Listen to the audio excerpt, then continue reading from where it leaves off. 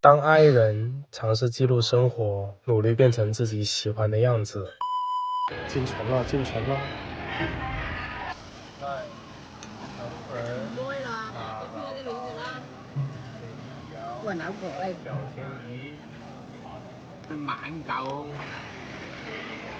今日早餐嘅話就係同屋企人一齊飲茶。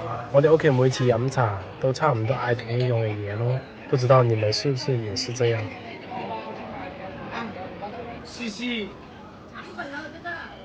早茶對於廣東人嚟講，不僅僅是一頓早餐，更是一種生活態度。在忙碌的城市中，廣東人喜歡通過喝早茶來放鬆心情，享受美好的時光。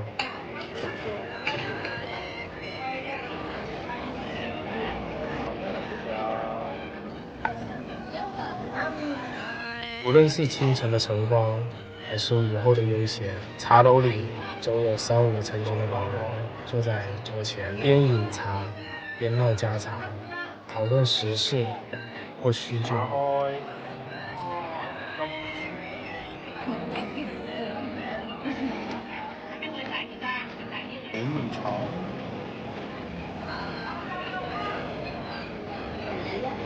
食飽之後出發。今日雖然放假，仲係諗住出嚟行一行。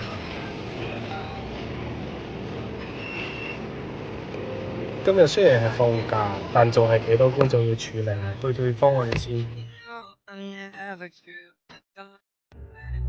在路上看到一個很有趣的，這位長安的車友啊，我看到了，祝你們久接住就嚟 send。買完嘢之後呢，我哋就嚟東莞食鮮鵝。呢一啖鮮鵝真係鮮鮮啲嘅，一啖飽落去補汁啊！食完之後就返屋企啦，到屋企就15的坡度，4.5的配速，加油！15的坡度，5的配速，30分鐘，包翻。本期視頻就分享到呢度，我哋下一期見，拜拜。